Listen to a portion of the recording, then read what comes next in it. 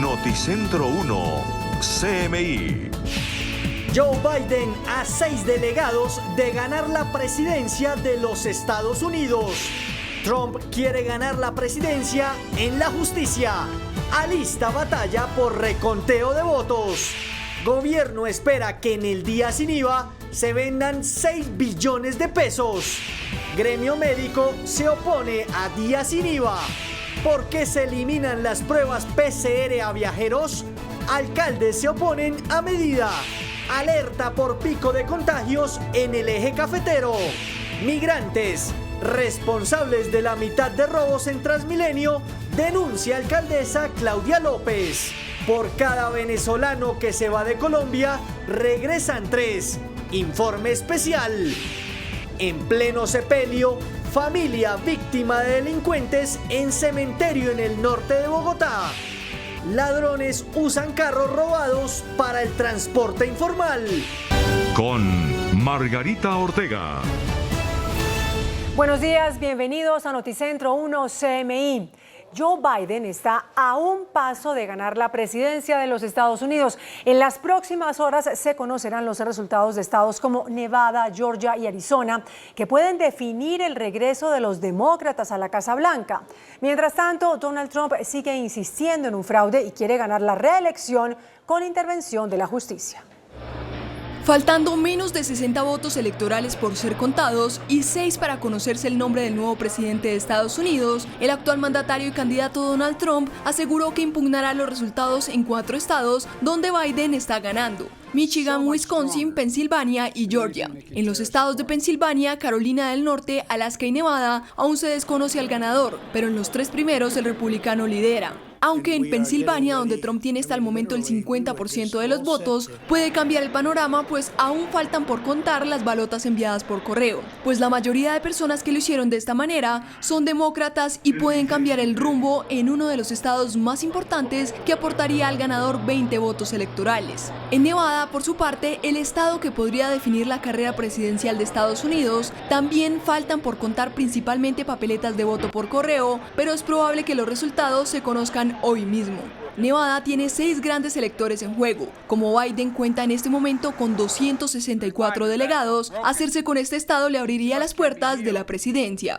Por su parte, Arizona, estado con 11 electores clave, donde Trump ganó en 2016, sorprendió este año pues ya se dio por ganador a Joe Biden. Arizona, tierra de históricos representantes republicanos, le dio la espalda al mandatario. Aunque solo el 80% de los votos están contabilizados, Biden aventaja la carrera con 5 puntos porcentuales. En medio de una jornada marcada por las denuncias de fraude del presidente Donald Trump y con una clara ventaja en términos de los delegados electorales, Joe Biden y Kamala Harris lanzaron su sitio web para empezar a preparar la transición presidencial. La página web Biden-Harris Transition, cuyos contenidos podrían leerse en inglés y en español, anuncia que aunque los votos aún se están contando en todo el país, serán los estadounidenses quienes definan al próximo presidente. Cientos de votantes del demócrata Joe Biden marcharon pacíficamente por la Quinta Avenida de Nueva York para exigir el conteo de cada voto, mientras en Detroit votantes de Donald Trump pedían detener el conteo en el estado bisagra de Michigan. Aunque la mayoría de manifestaciones se realizaron de forma pacífica, hubo algunos brotes de violencia que afectaron a algunos locales comerciales y fueron rápidamente controlados por la policía, dejando como saldo decenas de personas detenidas. La incertidumbre tras las elecciones en Estados Unidos podría haber traído un escenario de volatilidad en Wall Street. Los inversores estaban preocupados por las disputas de conteo de votos, los recuentos y los problemas legales que podían dejar la carrera presidencial sin resolver durante semanas. Pero eso no fue reflejado la noche de ayer, que fue una jornada de constantes alzas y cerró con ganancias de 1,3% en el Dow Jones y hasta 3,8% en el tecnológico Nasdaq. En las primeras horas de hoy, los futuros anticipan ganancias similares para la jornada. En Colombia, el 21 de noviembre será el tercer día sin IVA y el gobierno espera que el comercio mueva 6 billones de pesos. ¿Cuáles serán las novedades de esta jornada? Vivier Chica nos cuenta. Muy buenos días, será este sábado 21 de noviembre, el día en que los colombianos podrán hacer sus compras anticipadas de Navidad sin pagar el IVA. Es la tercera jornada de días sin IVA en el país. El gobierno prevé ventas por unos 6 billones de pesos, que sería un 10% superiores a las ventas de los días sin IVA que ya han transcurrido durante este año. Habrá algunas restricciones. La compra de electrodomésticos en grandes superficies se podrá hacer únicamente por internet y se podrán reclamar durante las 2 semanas siguientes, según ha explicado el ministro de Comercio, José Manuel Restrepo. En el caso de los electrodomésticos, equipos de cómputo y de comunicaciones, se suspende la venta presencial de estos productos en grandes superficies y que en el caso de la venta presencial del resto de productos y en establecimientos distintos a las grandes superficies, vamos a seguir invitando a los colombianos a garantizar que exista ese consumo responsable, a que no se den los aglomeraciones, a que se garanticen también los distanciamientos y el cumplimiento de los protocolos, a que se dé también ese retiro programado durante las 2 semanas siguientes a la compra y a que las autoridades locales establezcan los mecanismos que sean convenientes para definir y garantizar que efectivamente se cumplan con esos protocolos de bioseguridad. El gobierno confirmó que aproximadamente 1 millón de trabajadores del Estado recibirán su prima de diciembre anticipada. La van a recibir en noviembre, antes del día sin IVA. Para las empresas privadas es voluntario. Sin embargo, los gremios de la producción han anticipado que más o menos 1 millón de trabajadores del comercio y 500.000 de la industria también recibirán la prima de manera anticipada. Información con Didier Chica, Noticentro 1, CMI. Didier, gracias. Y el gremio médico se opone al tercer día sin IVA que se realizará este 21 de noviembre. Luengas, ¿qué dicen los médicos? Margarita y televidentes, muy buenos días. Pues los médicos afirman que el día sin IVA lo que podría traer es un nuevo pico de contagio. Recordemos que en este momento Colombia tiene más de 1 millón de infectados. Entonces dicen las asociaciones médicas que no es posible que la gente salga a comprar ese día. Lo mejor es que compren por internet. Sin embargo, quienes sí están de acuerdo son los comerciantes. Desde FENALCO se envió un mensaje. Si algo hemos aprendido en el marco de la pandemia es evitar a toda costa los espacios aglomerados, cerrados, carentes de ventilación. Por ello, la recomendación principal para la realización del tercer día sin IVA que tendrá lugar el 21 de noviembre es optar por las compras virtuales. El tercer día sin IVA es una gran esperanza para la reactivación del comercio y del empleo en Colombia. Creemos que este día sin IVA puede superar las expectativas de ventas de los 2 días anteriores. En esta oportunidad no habrá restricciones, no habrá confinamientos, no habrá pico y cédulas como pasó anteriormente, o sea que estimamos las ventas pueden crecer un 20 a 25%. Son entonces las dos opiniones, las que rechazan la medida del día sin IVA, quienes son el gremio médico, y por otro lado el comercio, que está de acuerdo. Y es que otra reacción negativa por parte de los médicos ha sido la de la prueba PCR, que ya no se exigirá a los que lleguen del exterior. Esa decisión la tomó el Ministerio de Salud. Noticentro 1 CMI consultó al presidente del Colegio Médico de Bogotá, quien rechazó esa medida tomada por el gobierno. La eliminación de la prueba PCR a los viajeros que vienen por vía aérea de otras latitudes al país es contraria a la salud pública. Hay que tener en cuenta el momento epidemiológico. En este momento estamos en riesgo de nuevos brotes, estamos muy cerca de la temporada navideña, donde va a haber una gran cantidad de interacciones sociales, donde va a haber movilización muy importante dentro del país, pero también la movilización de los colombianos que están en el exterior y que van a regresar durante esta Navidad también va a ser muy alta. El coronavirus COVID-19 se sigue propagando en el país y uno de los departamentos más afectados es Caldas. En este momento son más de 15.450 infectados. El gobernador de Caldas viajó en las últimas horas a Bogotá para plantearle al gobierno nacional que su departamento está en pleno pico de la pandemia, con 8.000 casos activos y una cifra que se acerca a los 300 muertos. Estamos haciendo un llamado determinante a todas las familias, a todos los núcleos familiares, para que no salgan de la calle si no es necesario, pero sobre todo a la hora de festividades familiares, que es ideal no tenerlas, y es muy doloroso decirlo, no tenerlas, y si las vamos a tener, que no estén los adultos mayores. En las últimas 24 horas se reportaron 366 nuevos casos de COVID en Caldas, con una capacidad limitada de cuidados intensivos de apenas 35%. Según el gobernador, el Ministerio de Salud alista nuevas medidas para restringir bares y restaurantes. Dice que en diciembre no debe haber fiestas. A las 11:09 de la mañana cambiamos de tema. Hay preocupación por el robo de vehículos tanto en la capital como a nivel nacional. Se conoce una modalidad y es que roban su vehículo y luego este es usado para el transporte informal. Para hablar de este tema nos acompaña la coronel Zulma Leguízamo, ya la jefe seccional encargada de Bogotá. Coronel, ¿qué es lo que está pasando? ¿Cuál es esa modalidad que está en alerta? Bueno, en el marco de la estrategia del Gobierno Nacional realizamos diferentes actividades de control hacia el transporte informal, donde verificamos estos automóviles y motocicletas que están prestando el servicio a través de las diferentes plataformas como transporte público, es decir, están cambiando de modalidad de servicio. Asimismo, el transporte público que presta servicio no autorizado y el servicio que se presta sin la documentación debida en la operación. Resultado de esto, pues hemos tenido hasta el momento 3.208 órdenes de comparendos, de ellos 3.130 han sido a los automóviles y 270 las motocicletas. Igualmente, dentro del tema de informalidad al transporte tenemos un total de 3.400 comparendos y ya hablando de temas de ilegalidad tenemos 70 documentos que han sido incautados que son falsos y pues las personas han sido dejadas a disposición de la Fiscalía. Igualmente contamos con 25 vehículos recuperados.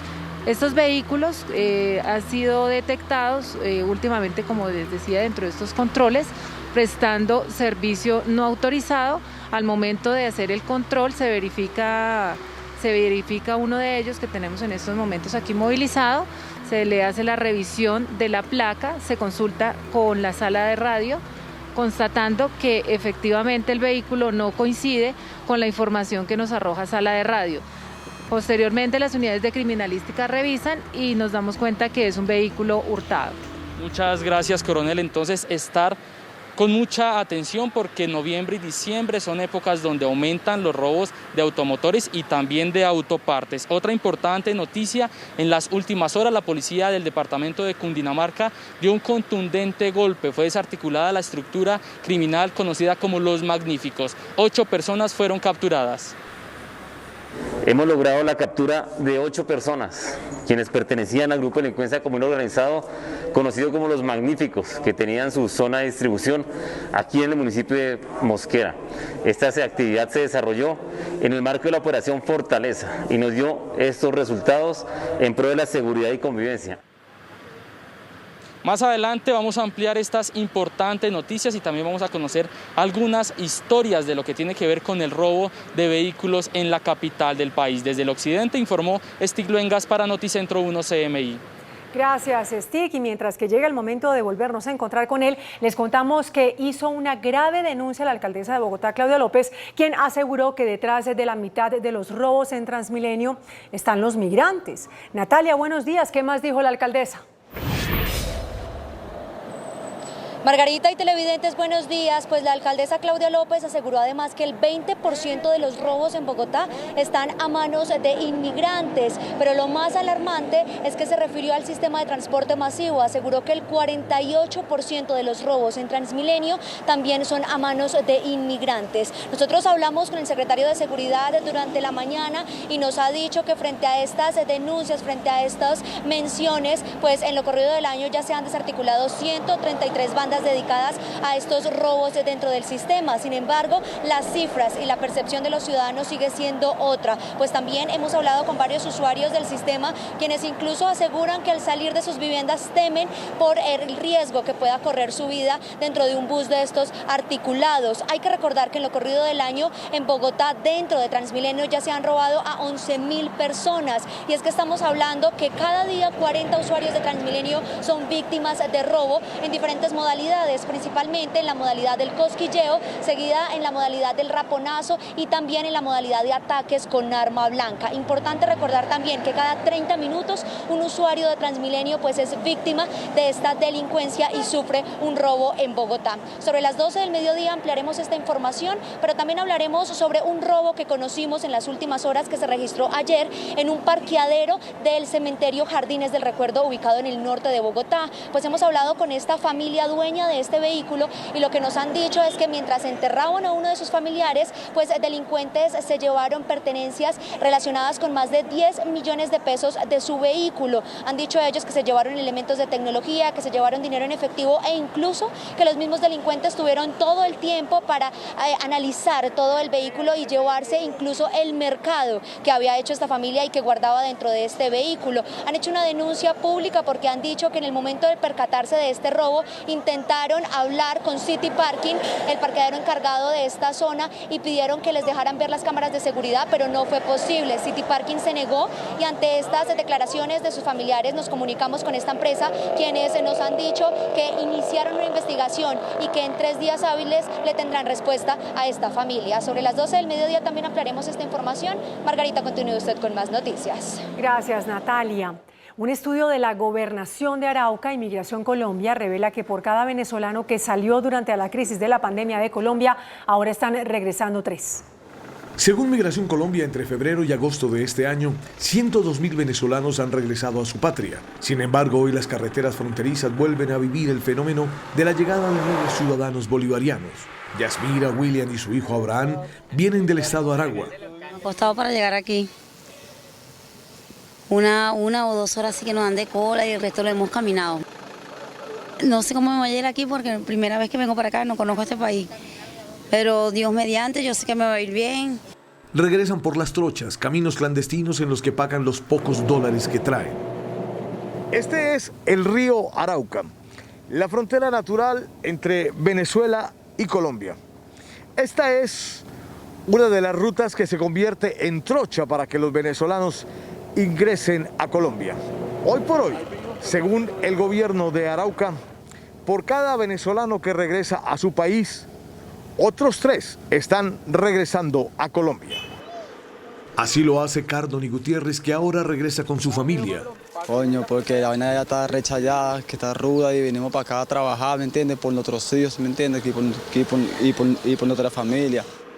Que podamos caracterizar muy bien al venezolano y que así como se implementan políticas para ayudarlo, también se implementen políticas para castigarlos a aquel venezolano que venga a cometer fechorías en nuestro país.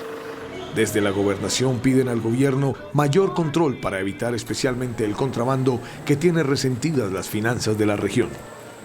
Hacemos una pausa en Noticentro 1 CMI y al regresar, espere. En medio de un atraco asesinan a un estudiante en Cali. Gracias por continuar con nosotros en Noticentro 1 CMI. Conmoción en Cali por trágica muerte de joven de 20 años en medio de un atraco. Uno de los detenidos por el crimen habría quedado libre. Julián Collazos, buenos días. ¿Quién era la víctima? Margarita, ¿cómo está? La víctima se llamaba Natalia Cortés, era estudiante de El Sena y se encontraba junto a su madre esperando el bus el pasado martes sobre las 6 de la mañana cuando fue interceptada por un hombre quien en medio de un atraco le disparó en su cabeza ocasionándole la muerte. Las autoridades se encuentran tras la pista del hombre que anoche fue dejado en libertad pese a haber sido capturado inmediatamente a la vuelta del lugar en donde sucedieron los hechos. Y justamente nos acompaña Jimmy Dranguet, subsecretario de Inspección, Justicia y Control de Cali. Subsecretario, ¿en qué avanza esta investigación? Bueno, ya el secretario de Seguridad y Justicia de Cali tiene contacto con la Fiscalía y con las autoridades de policía que dieron captura a ese sujeto. Ya tenemos análisis de todos los elementos de prueba para poder recapturar a esta persona y aplicar la justicia. No queremos sensación de impunidad, queremos esclarecimiento del delito y que a esta persona que cometió este delito atroz le caiga todo el peso de la ley. Ya hay elementos que nos permitirán capturar prontamente a esta persona. Subsecretario, ¿por qué pese a haber sido capturado el hombre queda en libertad? Se está analizando con la Fiscalía y con el juez que autorizó esta libertad, cuáles fueron los elementos jurídicos que le dieron lugar a tomar esa decisión. En ese momento está en averiguación la situación, por eso no podemos concluir algo al respecto.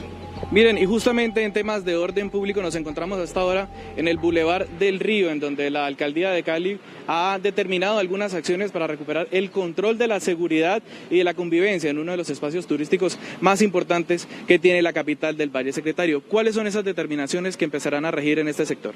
El día de hoy el alcalde de Cali suscribió el decreto 1905 del 2020, donde se establecen unas medidas de policía para aplicar en el Boulevard del Río. Primero, que los estancos solo podrán funcionar hasta las 8 de la noche, no podrá haber venta de licor a partir de las 8 de la noche en el bulevar. Segundo, no podrá haber ventas informales en el espacio público del bulevar, porque queremos un espacio público tranquilo que permita a las personas caminar tranquilamente. Tercero, vamos a multar a las personas que traigan bafles o fuente de ruido al bulevar, porque está prohibido por la norma, y los establecimientos de comercio deberán funcionar cumpliendo con todos los protocolos de bioseguridad para contrarrestar toda la pandemia por COVID-19. ¿Hasta cuándo estará estas determinaciones? Esta medida inicialmente va hasta el 31 de enero del 2021. De acuerdo con los resultados, se estudiará si se amplía por más tiempo. La idea es una transformación integral del Boulevard del Río, porque queremos que sea un espacio para la familia, un espacio cultural, artístico y turístico de la ciudad. Queremos que se convierta en el hito de Santiago de Cali. Subsecretario, gracias. Pues Margarita, esa es toda la información desde el centro de la capital del Valle. Julián Collazos para Noticentro 1 CMI. Julián, gracias. Y vamos ahora a la costa atlántica, porque aunque las afectaciones del huracán ETA han sido principalmente en San Andrés, Cartagena vive el fenómeno llamado mar de fondo, que ha producido un fuerte oleaje, especialmente en la zona turística. Evelyn, buenos días. ¿Qué medidas se están tomando? Buenos días, Margarita y televidentes. Pues las medidas, o más bien las recomendaciones de las autoridades marítimas en Cartagena, es que las personas que realicen actividades pesqueras, actividades náuticas o actividades acuáticas estén muy pendientes y sigan las recomendaciones que ellos ya conocen para poder estar en mar abierto. Además, sabemos que, de acuerdo con las autoridades, el huracán ETA, que ya descendió a categoría de tormenta tropical, se está desplazando a unos 12 kilómetros por hora. Sin embargo, como usted lo ha dicho, Margarita, sus afectaciones mayores han sido en las islas de San Andrés, Providencia y Santa Catalina. Sigamos hablando de Cartagena. Este fenómeno de mar de fondo quiere decir que las olas se están presentando entre 1 y 2 metros. Pero además de eso, la zona de influencia del mar, como en la que estamos ahora mismo, estamos en la zona turística de Boca Grande. Por ejemplo, sus vías han sido afectadas. En las últimas horas, las vías han estado inundadas gracias a este fenómeno que, de acuerdo a la DIMAR, se podría estar presentando durante las próximas 48 horas. Regresaremos más adelante ampliando esa noticia. Evelyn Díaz, Noticentro 1 CMI. Evelyn, gracias. Se celebra este jueves el cumpleaños de la Policía Nacional, 129 años de lucha en Colombia de miles de hombres y mujeres que hacen parte de la institución.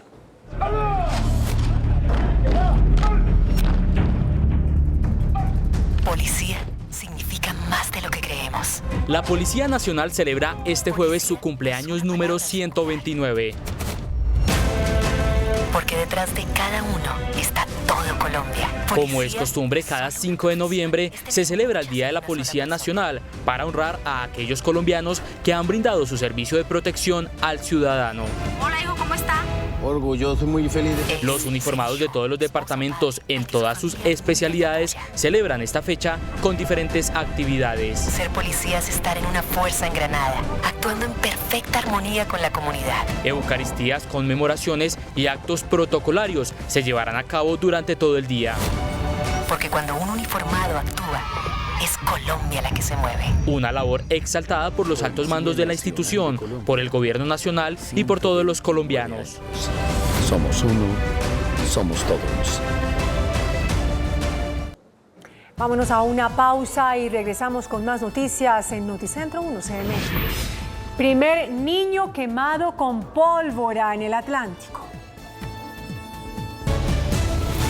11:30 de la mañana, continuamos en Noticentro 1 CMI. Un menor de 8 años es la primera víctima de quemaduras por manipulación de pólvora en el Atlántico. Jorge Castro, buenos días. ¿Cómo sucedieron los hechos? Muchas gracias, Margarita. Muy buenos días. El pequeño de apenas 8 años de edad y oriundo del municipio de Galapa sufrió laceraciones en el párpado de su ojo izquierdo por la manipulación de un tote. Fue atendido aquí en el Instituto de la Visión del Norte. Doctor Humberto Escorza, director científico de este centro asistencial, ¿en qué condiciones se encuentra el pequeño y qué tipo de lesiones sufrió? Bien, el menor de edad sufrió lesiones por la onda expansiva en la córnea del ojo. Tiene una lesión, una úlcera corneal, tiene edema en la córnea por este mismo trauma. Hay sangre en cámara anterior, lo que nosotros llamamos un hipema. También hay hemorragia de la conjuntiva.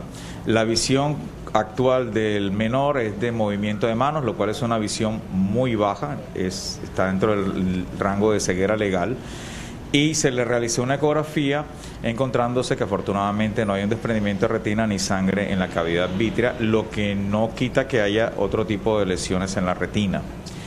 Ha ido evolucionando favorablemente, se ha resorbido un poco la hemorragia dentro del ojo en la cámara anterior y se ha podido ver que tiene una diálisis en el iris, que es un desprendimiento de la raíz del iris, que es la parte conocida como de color del ojo, la que puede ser café, azul o verde, según la persona. Doctor, en este momento, ¿cuál es el pronóstico del menor? ¿Puede recuperar totalmente la visión de su ojo izquierdo?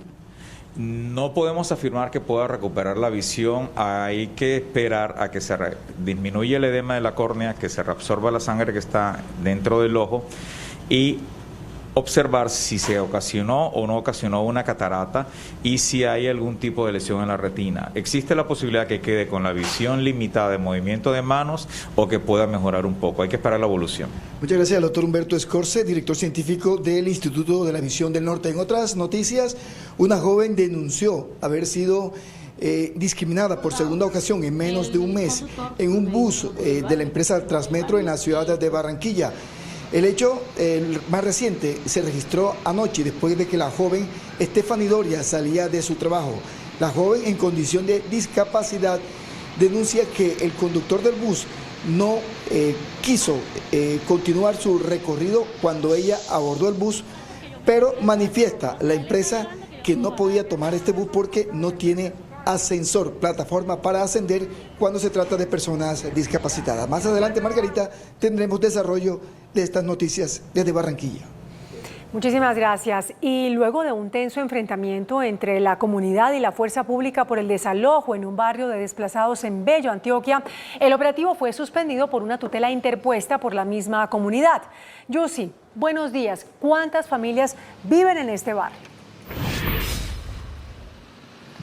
Hola Margarita, buenos días. Son 200 familias que esto pues se duplicaría o triplicaría en la cifra de habitantes, teniendo en cuenta que muchos de estos hogares están conformados por 4 y 6 personas y por eso acudieron a esta acción de tutela para evitar salir de allí nuevamente desplazados.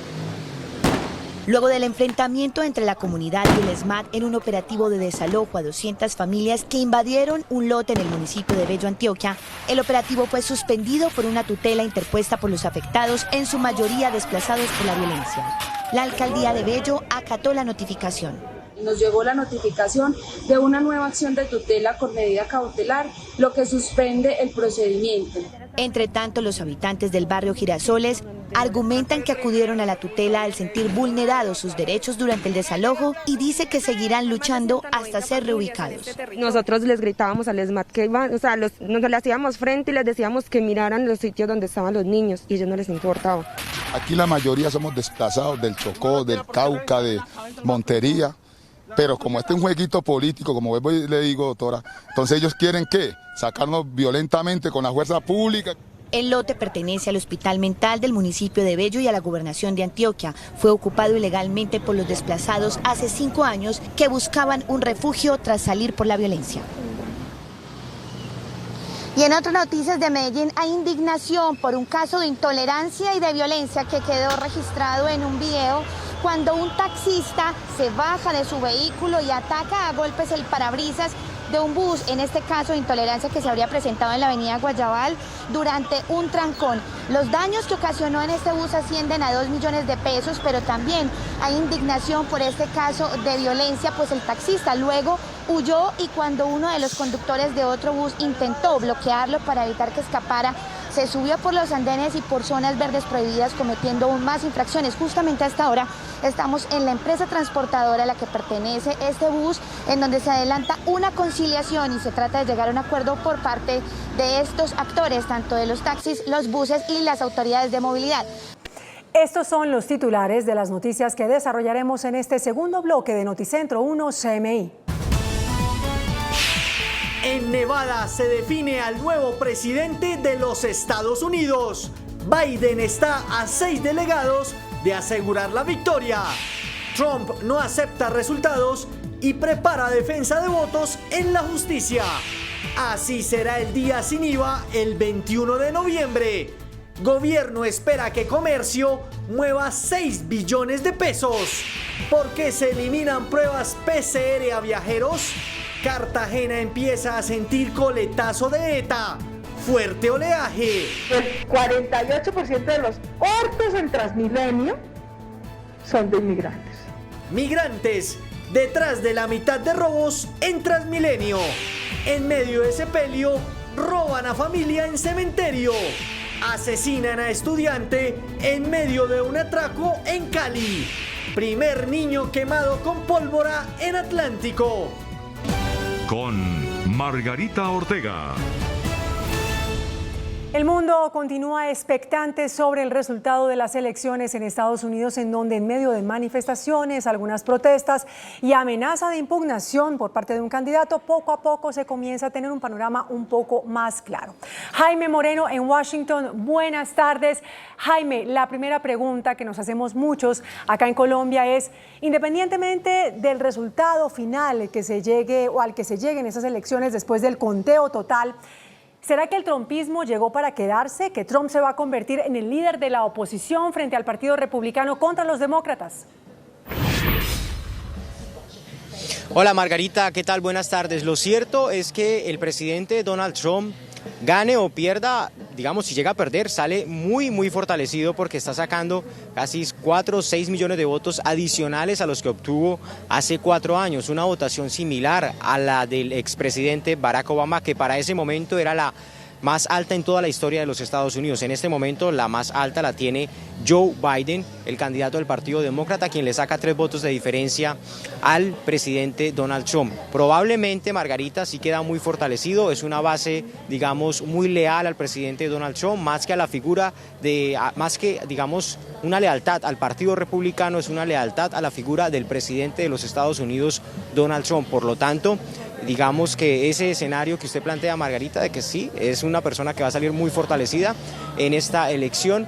Y lo que quiero contarles en este momento es en dónde estamos. Estamos esperando los resultados de Nevada, un estado en donde Joe Biden está liderando y va a ser muy importante para alcanzar los 270 votos electorales, pero también hay que seguir viendo lo que sigue pasando en el conteo en Pensilvania, en Georgia y también en Arizona. Todavía nada está definido del todo hasta que oficialmente no se digan cuáles fueron los resultados, pero este es más o menos cómo ha avanzado hasta este momento el conteo de votos de los últimos reportes, de los reportes más recientes que se tienen.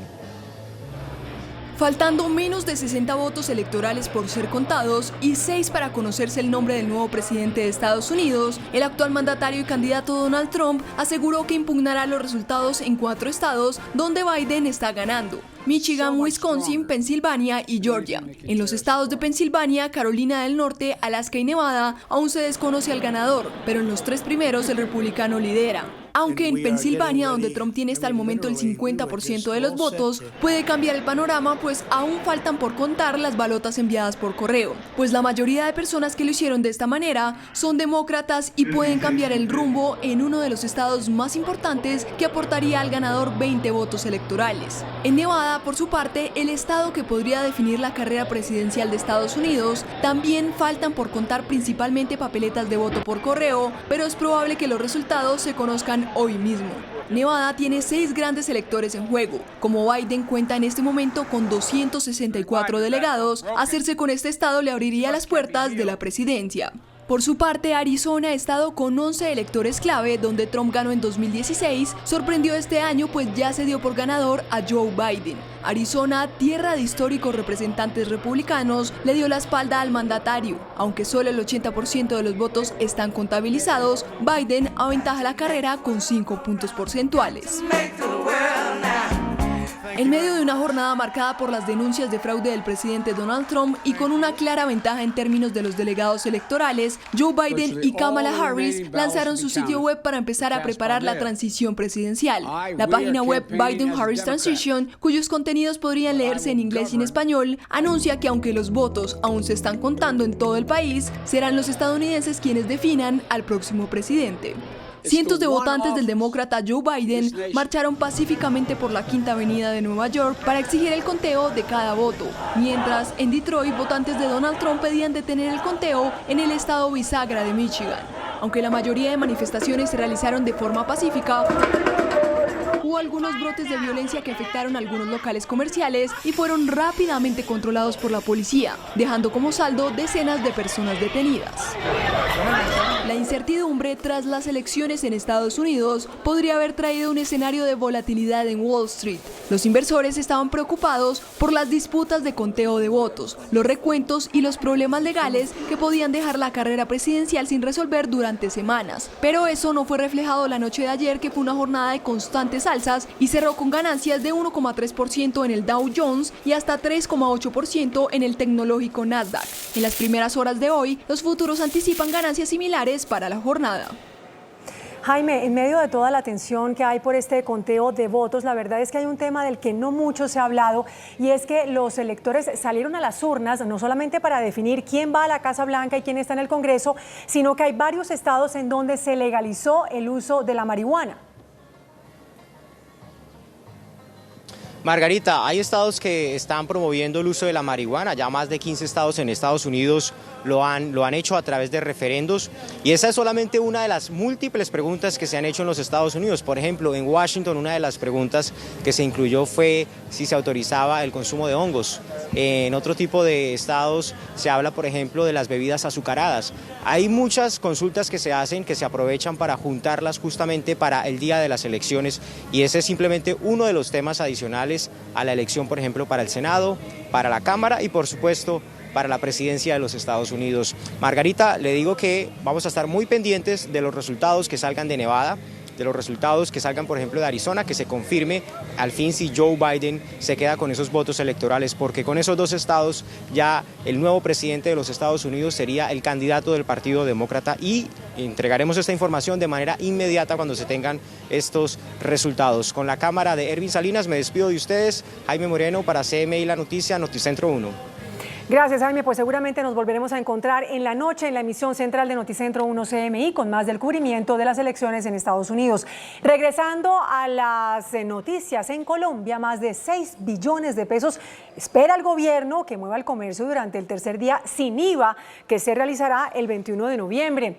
Electrodomésticos solo se venderán de manera virtual. Los colombianos podrán hacer sus compras sin IVA de manera virtual o presencial.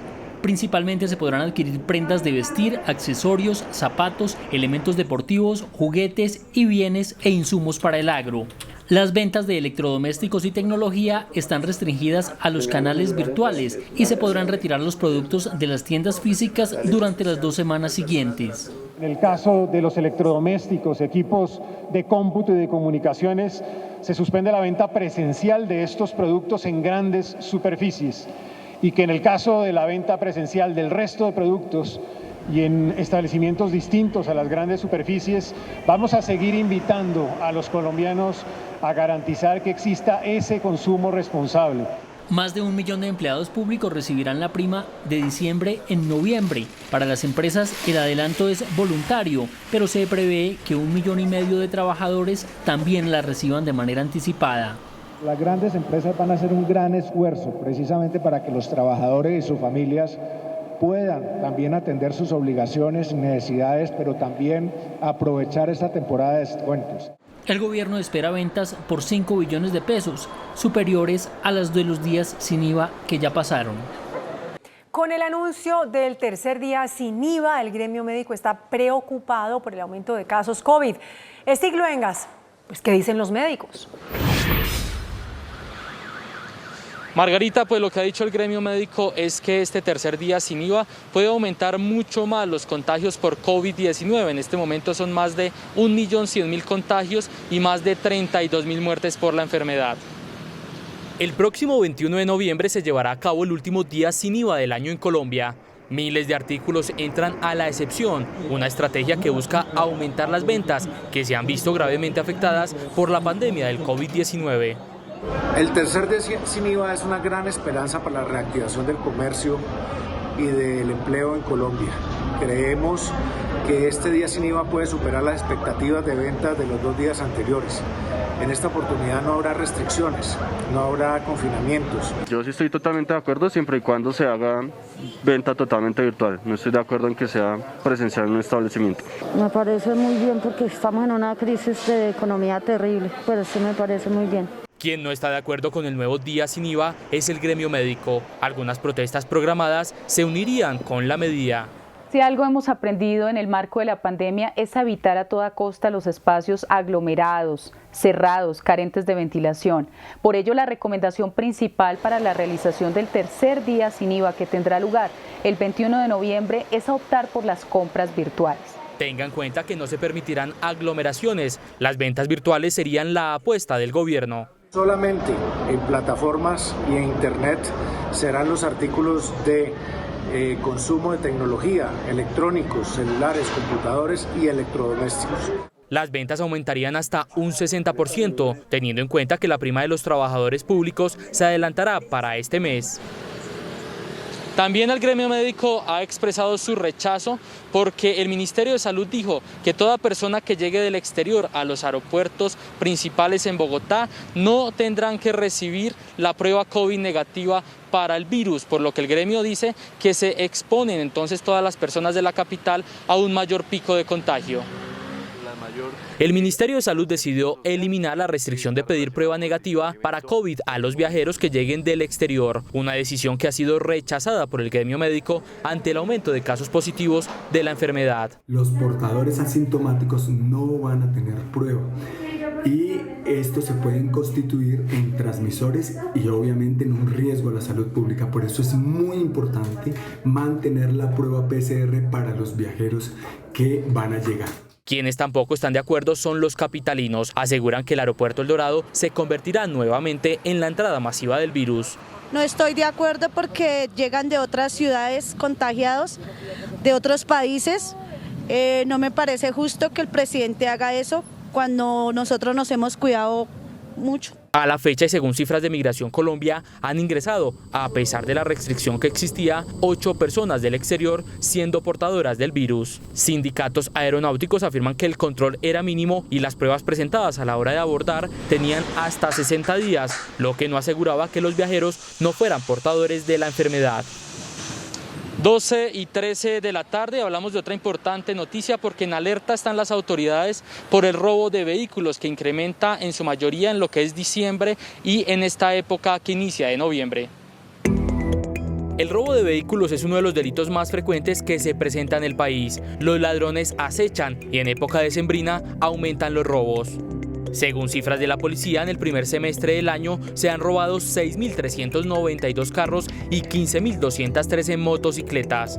Las autoridades están en alerta por la nueva modalidad que están usando los delincuentes: carros hurtados usados para el trabajo informal. Cuando realizamos los operativos de control, los ciudadanos que están realizando estas actividades no permitidas dejan los vehículos abandonados y pues es allí donde ubicamos el vehículo.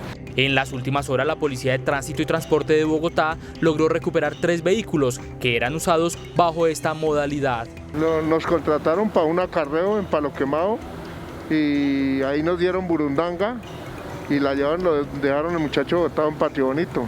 Eso fue, pero fue por un acarreo, porque hoy en día uno toca rebuscarse, uno que va a saber quién va a contratar. Las zonas más afectadas por el robo de automotores son Bogotá, Cundinamarca, Valle del Cauca, Antioquia y Cauca. Y en el municipio de Mosquera, Cundinamarca, fue desarticulada la red criminal conocida como Los Magníficos.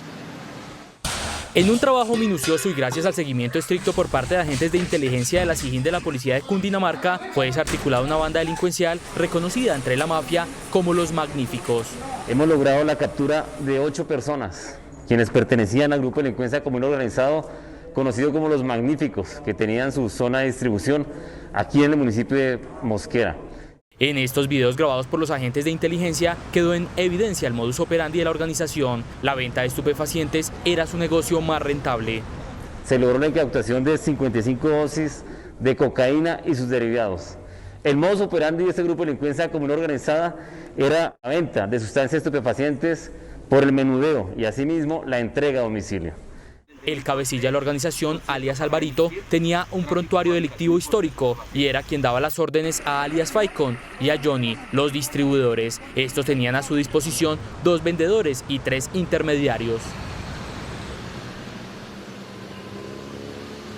Desde el occidente de Bogotá, informó Stick Luengas en Noticentro 1 CMI. Stick, buena tarde. Vamos a una pausa, regresamos con más noticias en Noticentro 1 CMI. Coletazo de ETA en Cartagena. Calles inundadas.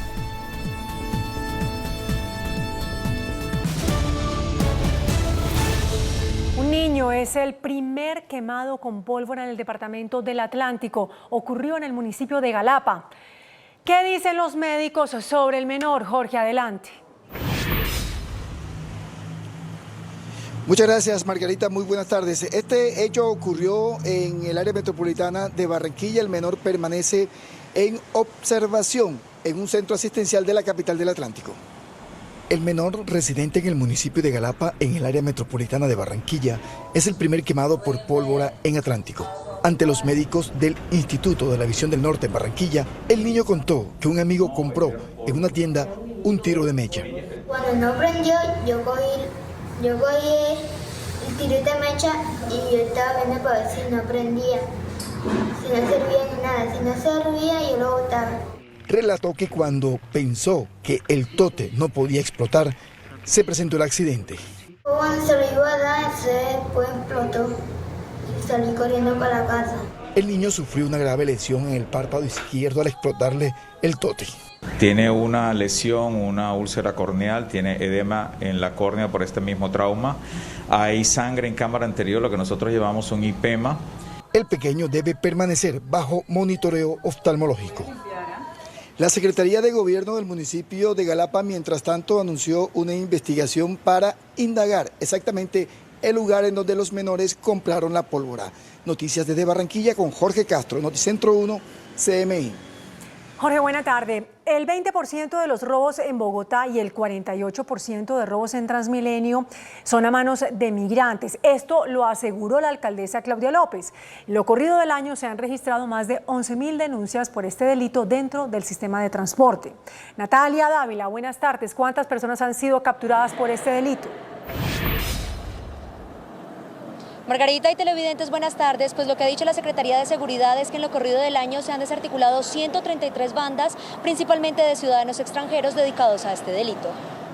Casos como el de Osvaldo Muñoz, muerto en un bus de Transmilenio por robarlo, como el de Yudani Betancourt, apuñalada con su hija dentro de un articulado por robarlas, o como el de cientos de ciudadanos más que denuncian haber sido víctimas de ataques y atracos dentro del sistema, están siendo perpetrados a manos de inmigrantes. Así lo confirmó Claudia López. El 48% de los hurtos en Transmilenio son de inmigrantes. Aunque las autoridades aseguran que se han desarticulado bandas dedicadas a este delito en Transmilenio, las cifras demuestran lo contrario. En lo corrido del año, más de 11.000 usuarios han sido víctimas, indicando que cada día 40 personas caen y al menos cada 30 minutos un usuario sufre un robo. El cosquilleo encabeza las modalidades de robo con más de 1.700 casos, le sigue el atraco con arma blanca o contundente con más de 1.100 denuncias y el raponazo con 500 registros. Sin embargo, el secretario de Seguridad respondió que continúan fortaleciendo estos lugares con uniformados. Desde hace ya meses se fortaleció la policía, no solamente al interior de las estaciones, sino recuerden que se incrementó el número de policías, particularmente en moto, a lo largo de la Caracas y otras vías por donde tenemos Transmilenio. Las estaciones más inseguras en la capital son Avenida Jiménez, Calle 100, Avenida Chile, Portal del Norte, Ricaurte, Universidades, Comuneros y Guatoque Veraguas. La mayoría de los ciudadanos le hacen un llamado a las autoridades para que tomen fuertes medidas a ciudadanos extranjeros que pernotan en la capital del país. Es por el momento la información que registramos desde el sur de Bogotá. Natalia Dávila, Noticentro 1 CMI. Gracias, Natalia. Nos vamos al suroccidente del país porque una estudiante del SENA en la ciudad de Cali fue asesinada en medio de un atraco cuando esperaba un bus en un paradero. El responsable del crimen fue capturado, pero ya quedó en libertad. Julián, buenas tardes. ¿Por qué quedó libre esta persona? Margarita, ¿cómo está? Buenas tardes. Pues mire, se conoce que el fiscal que llevaba la audiencia en la noche de este miércoles no llegó. Por ende, el hombre cumplió más de 36 horas capturado y fue puesto en libertad. La familia pide justicia. La familia de Natalia Cortés continúa pidiendo justicia tras el asesinato de la joven de 20 años en un intento de atraco el pasado martes, cuando esperaba el bus junto a su madre para ir a estudiar en el barrio Los Lagos al oriente de Cali. Ella sale con la mamá le iba a acompañar a coger el bus al paradero, ya iba a trabajar, y las aborda un sujeto por la espalda y le coge el maletín a mi sobrina, lo lleva en la mano. Y entonces la coge por detrás y le dice que le entregue todo lo que tiene. La reacción de mi hermana es coger y abrazar a mi sobrina, la coge y la abraza contra el pecho de ella y el man le dispara. Las autoridades indicaron que pese a que el hombre quedó en libertad en la noche del pasado miércoles, continúan con la investigación para dar con la recaptura del individuo. El mensaje que queremos dar en la ciudad no es de impunidad, todo lo contrario, es de seguridad y eficiencia a la hora de aplicar la justicia. Por eso ya hay unas reuniones acordadas para solucionar esa problemática. En lo que va corrido del año se han reportado 906 asesinatos en la capital del Valle. Esa es toda la información desde el Boulevard del Río, en el centro de la capital del Valle. Julián Collazos para Noticentro 1 CMI. Julián, buena tarde en Santiago de Cali. Nos vamos ahora a Cartagena, donde se sintió el coletazo de ETA, que pasó de huracán a tormenta tropical. Evelyn Díaz, buenas tardes. ¿Cuál es la situación en La Heroica? Buenas tardes, Margarita y televidentes. Pues efectivamente, debemos decir que ETA sigue teniendo incidencia sobre el litoral caribe colombiano. Estamos en Cartagena y aquí se está presentando un fenómeno llamado mar de fondo. Esto quiere decir, Margarita, que las olas se están presentando entre 1 y 2 metros de altura. Pero además, en las últimas horas, las calles contiguas o cercanas a la zona marítima de Cartagena, a la zona insular, a la zona turística de Cartagena, donde se encuentran las playas, se han visto afectadas principalmente por las inundaciones de sus vías. El huracán ETA descendió a categoría de tormenta tropical y se desplaza con una velocidad de 12 kilómetros por hora. Sigue generando fuertes precipitaciones y efectos colaterales en la región caribe colombiana. Como consecuencia indirecta, en Cartagena, el fin de semana se presentaron fuertes lluvias y oleaje. Actualmente este sistema se encuentra afectando las islas de San Andrés, Providencia y Santa Catalina. De igual manera, las islas Cayos del Norte. generando fuertes precipitaciones y vientos con velocidades de hasta 65 kilómetros por hora. Sus estragos en la región Caribe han sido especialmente en San Andrés. Sin embargo, de acuerdo con la Autoridad Marítima Nacional, durante las próximas 48 horas, algunas de las vías de Cartagena del área de incidencia del mar podrían afectarse. ETA tendrá una incidencia indirecta sobre el litoral caribe colombiano, con olas entre 1 y 2 metros de altura, como consecuencia del mar de fondo proveniente de este sistema. Se recomienda a las comunidades y gremio marítimo extremar todas las medidas de seguridad en el desarrollo de las actividades náuticas. Hasta el momento la Dirección Marítima no ha emitido ningún tipo de restricción a las actividades náuticas ni acuáticas. Evelyn Díaz, CMI, Noticentro 1 CMI. Gracias, Evelyn. Hasta aquí las noticias del mediodía. Los esperamos en nuestra emisión central a las 9 de la noche en Noticentro 1 CMI. Hasta entonces.